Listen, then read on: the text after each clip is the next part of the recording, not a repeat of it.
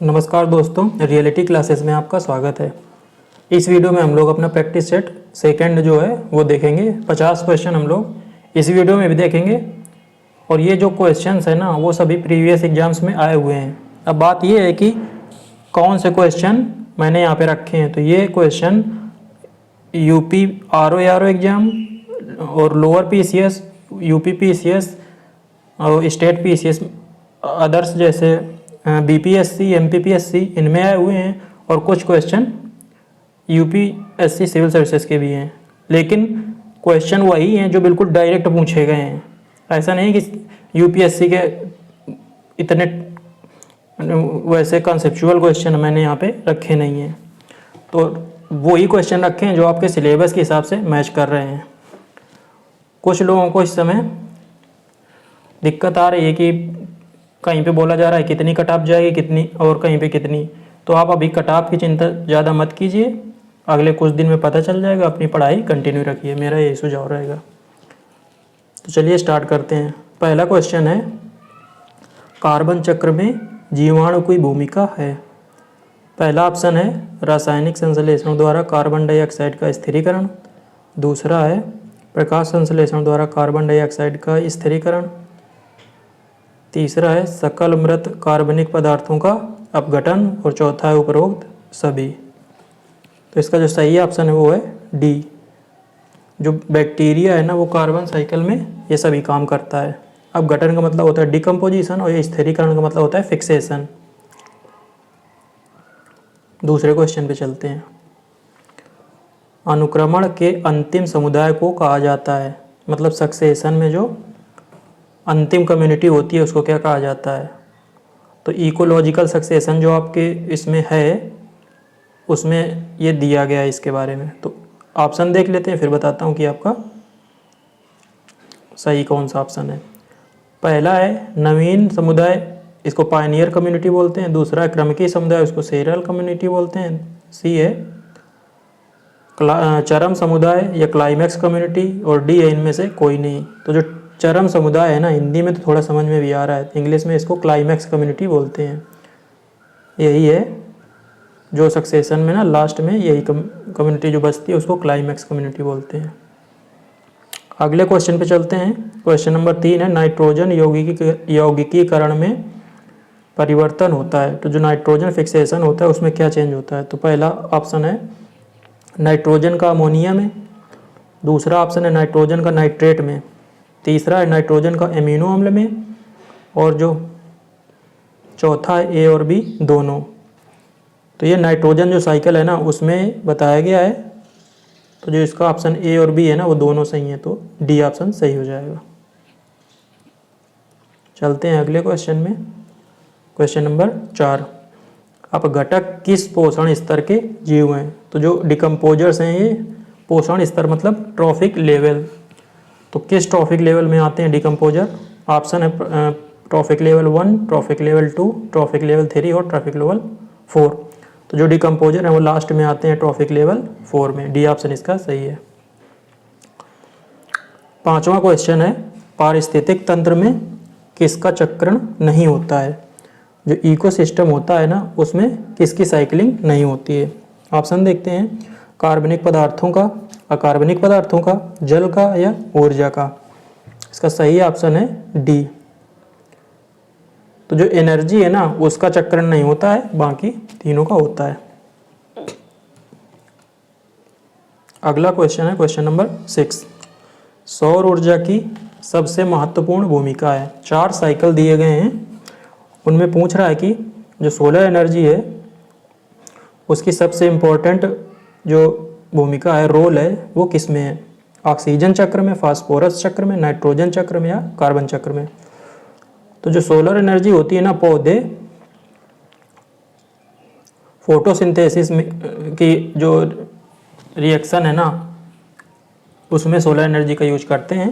तो इसका जो डी ऑप्शन सही है ना, जो कार्बन साइकिल होता है ना उसी में जो सोलर एनर्जी है उसकी सबसे इम्पोर्टेंट भूमिका है। अगला क्वेश्चन है क्वेश्चन नंबर 7, जीवमंडलीय पारिस्थितिकी तंत्र के लिए वायुमंडल की कौन सी परत सर्वाधिक महत्वपूर्ण होती है। तो जो बायोस्फीयर इकोसिस्टम है ना उसमें जो एटमॉस्फेयर है उसकी कौन सी परत सबसे महत्वपूर्ण है। काफ़ी इजी है। ऑप्शन देख लेते हैं, क्षोभ मंडल, मध्य मंडल, ताप मंडल, आयन मंडल। तो जो क्षोभ मंडल है ना, इसी को ट्रोपोस्फीयर बोलते हैं। वायुमंडल की ये सबसे पहली परत यही होती है। तो 7वें का ए ऑप्शन है ना वो सही है। अगला है क्वेश्चन नंबर 8। पृथ्वी पर जीवन के अस्तित्व के लिए सर्वाधिक महत्वपूर्ण आधार क्या है, कि जो अर्थ में जीवन जो सस्टेन कर रहा है ना, उसके लिए सबसे इम्पॉर्टेंट फैक्टर है वो कौन सा है। ऑप्शन देखते हैं, ऊर्जा का प्रवाह, अजैविक पदार्थों का चक्रीकरण, पृथ्वी का पर्यावरण, और डी है जीवों में विद्यमान विविधता। तो चारों ऐसे लग रहे हैं कि इम्पॉर्टेंट है, लेकिन पूछ रहा है ना सर्वाधिक महत्वपूर्ण। तो सर्वाधिक महत्वपूर्ण है जो अर्थ में एटमॉस्फेयर पाया जाता है। तो सी ऑप्शन है ना ये सही हो गया। अगला क्वेश्चन है क्वेश्चन नंबर 9। ऊपरी वायुमंडल की ओजोन परत का क्षरण निम्न में से किससे हो रहा है। तो जो ओजोन लेयर है ना, वो किसकी वजह से उसका डिप्लीशन हो रहा है। क्षरण का मतलब डिप्लीशन बोलते हैं, ओजोन लेयर डिप्लीशन। ऑप्शन है सल्फर डाइऑक्साइड, दूसरा है फोटोकेमिकल ऑक्सीडेंट्स, तीसरा है क्लोरोफ्लोरोकार्बन्स, इन्हीं को शॉर्ट में CFC बोलते हैं, और जो चौथा है वो स्मॉग। तो इसका सही ऑप्शन है सी। CFC जो होते हैं ना, ये रेफ्रिजरेटर और एयर कंडीशनर जो होते हैं ना, उसमें यूज किए जाते हैं, जो ओजोन लेयर को नुकसान पहुंचाते हैं। अगला है क्वेश्चन नंबर 10। अमृता देवी स्मृति पुरस्कार किस क्षेत्र में दिया जाता है। ऑप्शन है वृक्षारोपण में श्रेष्ठ प्रयास, वन एवं वन्य जीवों की सुरक्षा के लिए, वन सुरक्षा पर श्रेष्ठ साहित्य, और डी है उद्यानों का सौंदर्यीकरण। तो ये पुरस्कार मैंने इसलिए रखा है क्योंकि ये वन एवं वन्य जीवों की सुरक्षा के लिए दिया जाता है। बी ऑप्शन सही है। चलते हैं अगले क्वेश्चन में। Question number 11। भारत का सुंदरवन उदाहरण है। तो जो सुंदरवन का डेल्टा है जो वेस्ट बंगाल और बांग्लादेश में फैला है, तो जो सुंदरवन है ना, ये किस तरह के वन का उदाहरण है। ऑप्शन है शीतोष्ण वन, दूसरा है सदाबहारी वन, तीसरा है ज्वारीय वन, और चौथा है रोम सागरीय वन। तो जो ये सुंदरवन का डेल्टा है ये ज्वारीय वन का उदाहरण है। तो यहाँ पे सुंदरी नाम के मैनग्रोव ट्रीज पाए जाते हैं, इसके नाम पे इसका सुंदरवन रखा गया है नाम, और ये सुंदरवन ज्वारीय वन में आता है। अगला है क्वेश्चन नंबर 12। निम्नलिखित वृक्षों में से कौन सा वृक्ष पर्यावरण के लिए संकट माना जाता है।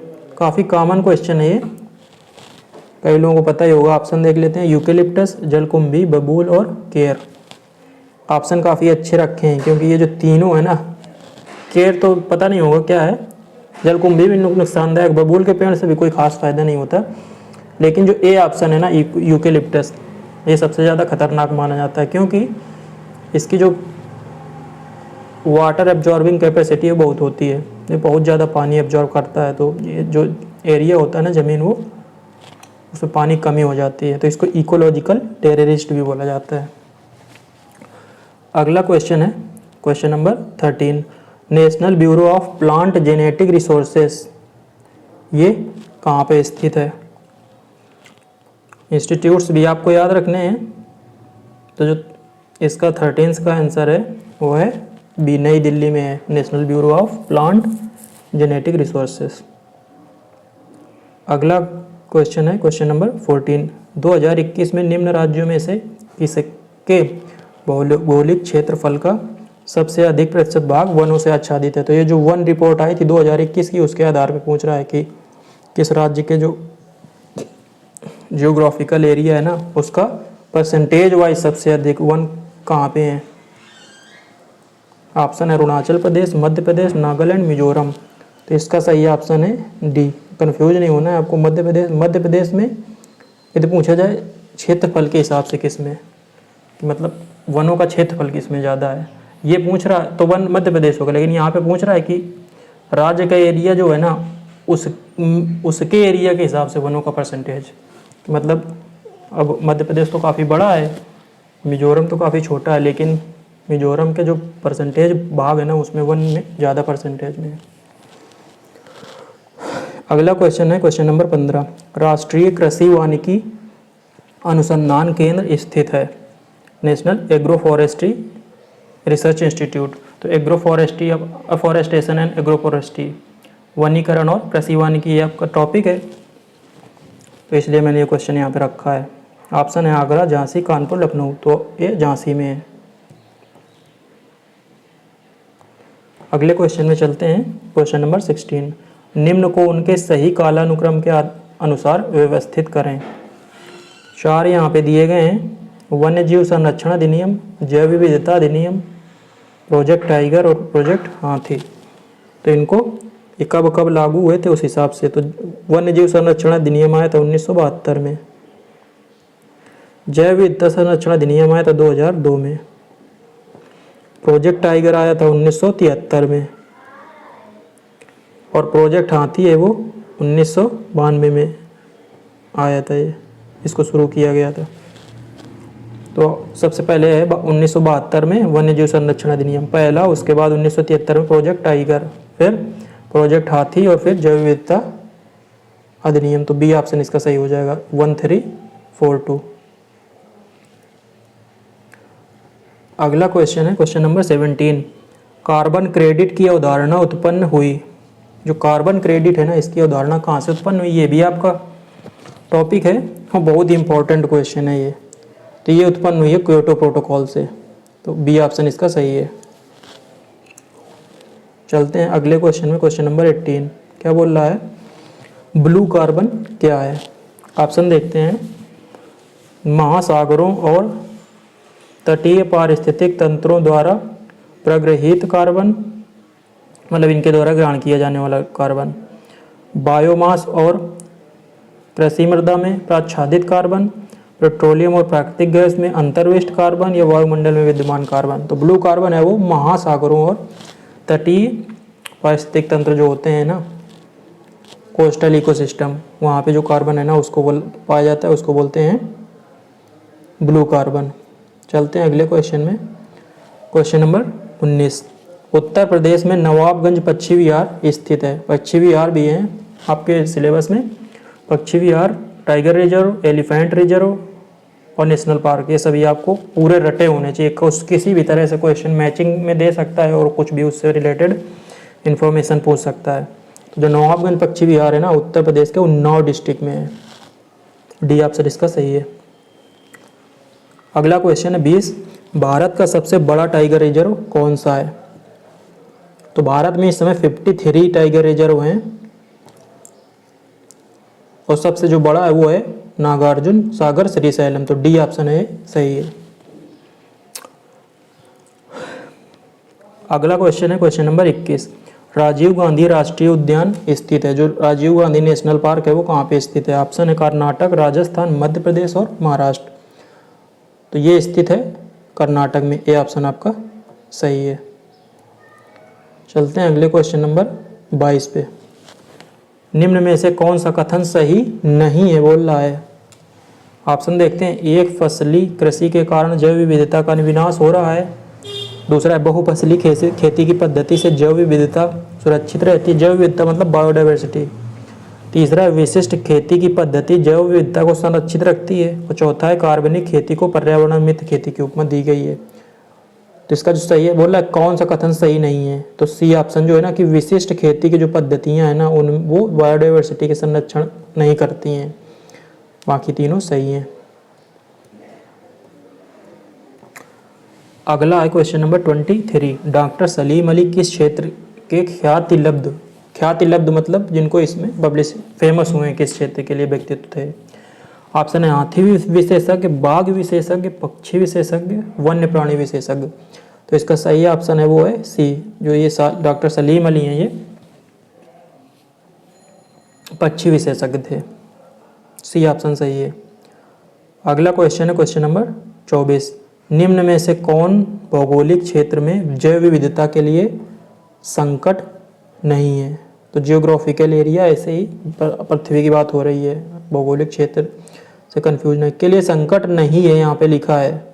वैश्विक तापन मतलब ग्लोबल वार्मिंग, आवास का विखंडन मतलब जो नेचुरल हैबिटेट्स है ना उनका डिग्रेडेशन, तीसरा विदेशी जाति का संक्रमण, फॉरेन स्पेसीज जो है ना उनके द्वारा ट्रांजिशन, और चौथा है शाकाहार को प्रोत्साहन। तो बोल रहा है कौन जो बायोडाइवर्सिटी के लिए संकट नहीं है, तो ये जो डी ऑप्शन है ना ये सही है, क्योंकि आप यदि शाकाहार बनने के लिए प्रोत्साहित करेंगे लोगों को तो इससे जैव विविधता को संकट नहीं पैदा होगा।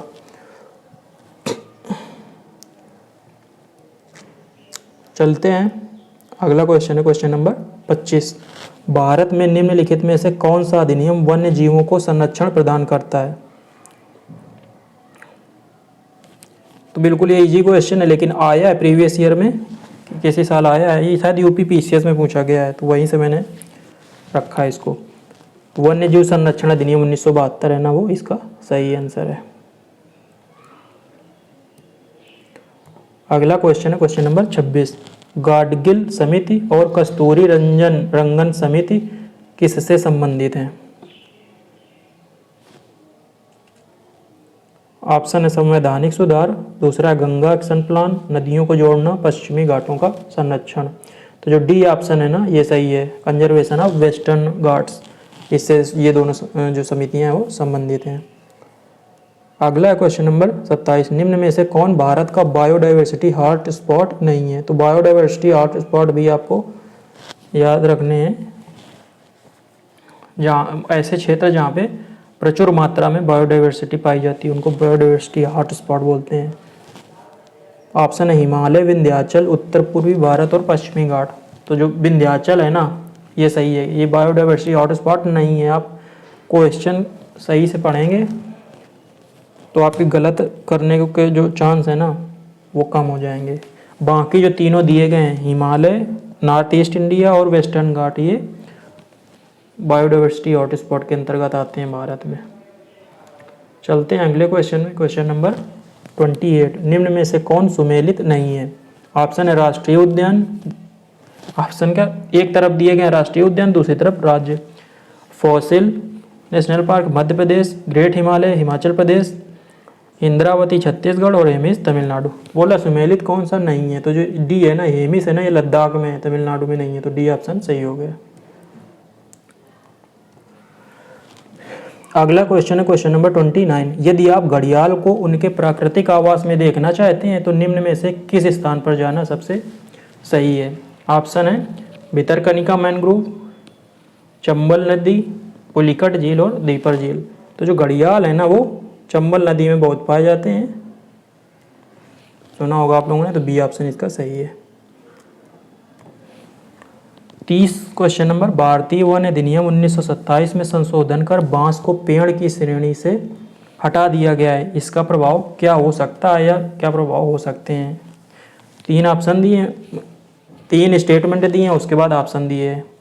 तो स्टेटमेंट पहले देखते हैं। अब बिना परमिट के भी गैर वन क्षेत्रों में भी बांस लगाया जा सकता है, मतलब आप वनों के अलावा भी आप अपने तुम्हारी जमीन है तो वहाँ पे आप बांस लगा सकते हो, मतलब इसका मतलब अभी ये है। दूसरा है अब बांस को राज्य की सीमा से बाहर ले जाया जा सकता है, कि जो बांस है उसका आप ट्रांसपोर्टेशन कर सकते हैं। तीसरा है बिना अनुमति के इसकी कटाई की जा सकती है, कि आपको बांस आप लगाएंगे तो उसको काटने के लिए परमिशन नहीं लेनी पड़ेगी गवर्नमेंट से। तो ये तीनों स्टेटमेंट सही हैं, डी ऑप्शन इसका सही है, 1, 2 और 3 सही है। चलते हैं अगले क्वेश्चन में क्वेश्चन नंबर 31। भारत के प्रत्येक नागरिक का कर्तव्य होगा प्राकृतिक पर्यावरण का संरक्षण एवं सुधार, यह कथन संविधान के किस अनुच्छेद में दिया गया है। तो जो ये कथन है ना ये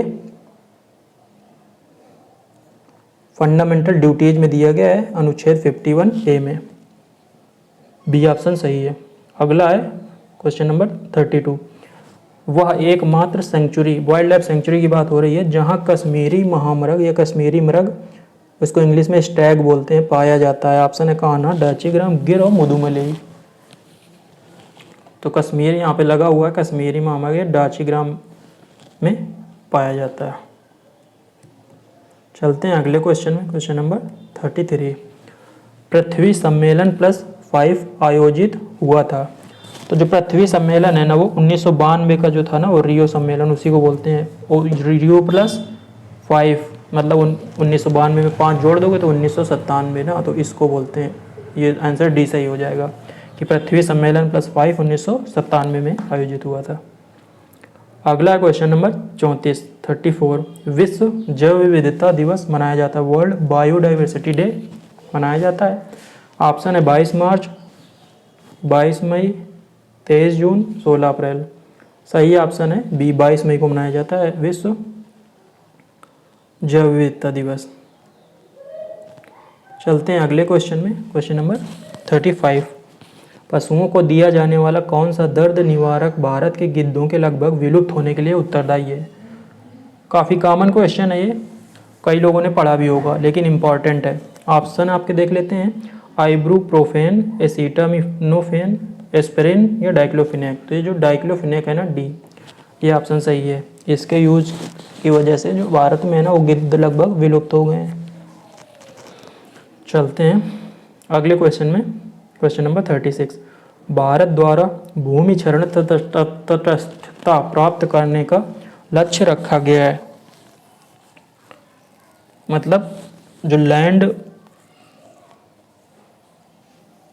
डिग्रेडेशन जो है ना उसको ख़त्म करने का लक्ष्य कब तक रखा गया है? तो वो ऑप्शन है 2025, 2030, 2035, 2070। 2030 है, ये सही है, ऑप्शन बी सही है। जो यहाँ 2070 है ना, तो 2070 तक भारत ने नेट कार्बन न्यूट्रल देश होने का जो लक्ष्य है वो रखा है कि 2070 तक भारत कार्बन न्यूट्रल देश हो जाएगा। मतलब जितना इंडिया में उत्सर्जन होगा कार्बन का उतना वो अवशोषित भी कर लेगा। 37 है क्वेश्चन नंबर 37। धूपगढ़ चोटी निम्न में से किस राष्ट्रीय उद्यानों में से स्थित है? ऑप्शन है सतपुड़ा, कान्हा, बांधवगढ़, माधव। ये सभी नेशनल पार्क हैं कहाँ पे? मध्य प्रदेश में। जो धूपगढ़ चोटी है ना वो सतपुड़ा नेशनल पार्क है ना उसमें स्थित है। तो 37 का ए ऑप्शन सही है।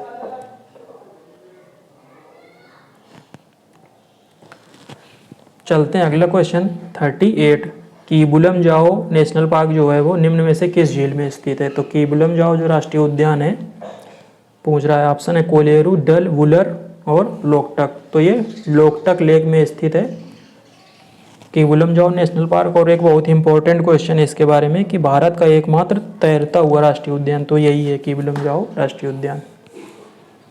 अगला क्वेश्चन है क्वेश्चन नंबर 39 ओजोन दिवस कब मनाया जाता है? ऑप्शन है 30 जनवरी, 16 सितंबर, 29 अप्रैल, 2 अक्टूबर। तो 16 सितंबर को मनाया जाता है, बी ऑप्शन सही है।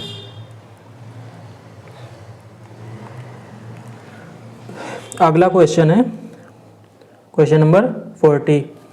निम्न में से किसका गठन पर्यावरण संरक्षण अधिनियम 1986 के अधीन गठित किया गया था? तो बतौला कि ये जो 4 दिए गए इनमें से किसका गठन पर्यावरण संरक्षण अधिनियम 1986 के अंतर्गत किया गया था? ऑप्शन है केंद्रीय जल आयोग, केंद्रीय भूजल बोर्ड, केंद्रीय भूजल प्राधिकरण, राष्ट्रीय जल विकास अभिकरण। बिल्कुल एक जैसे सभी में जल जल लगा हुआ है, तो ये आपको जब तक पता नहीं हो करना मुश्किल है। सी ऑप्शन सही है, केंद्रीय भूजल प्राधिकरण।